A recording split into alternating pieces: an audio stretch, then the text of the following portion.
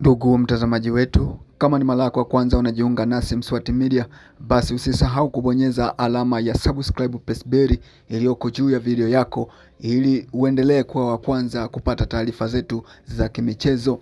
Basi leo tunakuangazia taarifa za usajili kunako klabu ya Yanga, ambapo kuna mazungumzo ya siri ambayo yanaendelea kati ya Engineer Hersi Said, rais wa klabu ya Young Africans, na beki wa kushoto wa kutegemewa wa Mamelodi Sundowns na timu ya taifa ya Afrika Kusini Bafana.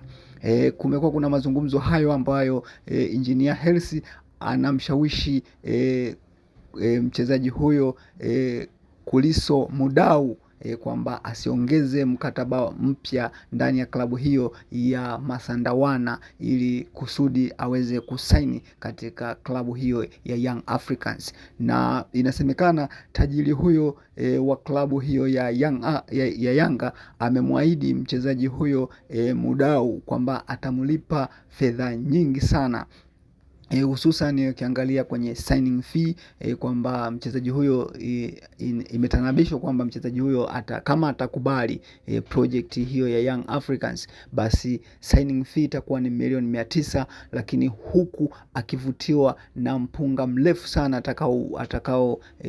atakao upokea katika kila mwezi ni milioni 40.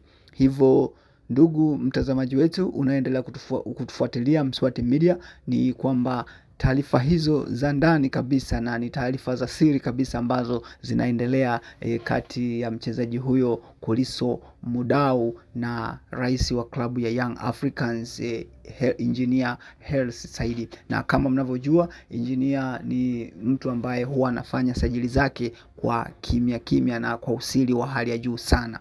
Hivyo inasemekana mpaka sasa mazungumzo yamekwenda vizuri na mchezaji huyo ameipokea proposal hiyo ya Engineer Hersi na amekubali kuwatumikia Young Africans. Sasa kilichobakia ni kwamba mchezaji huyo hataongeza mkataba ndani ya klabu hiyo ya Mamelodi Sundowns, na Januari hii itakuwa ni ingizo jipya ndani ya klabu ya Yanga, na hiyo yote ni kwa lengo la kuongeza nguvu hasa katika michuano hii ya CAF Champions League. Ukiangalia Yanga katika CAF Champions League yuko nafasi ya pili, lakini nyuma ya Al Ahly ambaye ndo anaongoza kundi. Basi ndugu mtazamaji wetu, endelea kubaki nasi Mswati Media kwa kubonyeza alama ya subscribe pesperi ili uweze kujua kama mchezaji huyo Kuliso Mudau ataweza kusaini ndani ya klabu ya Young Africans au ataendelea kusalia kunako klabu ya Mamelodi Sundowns.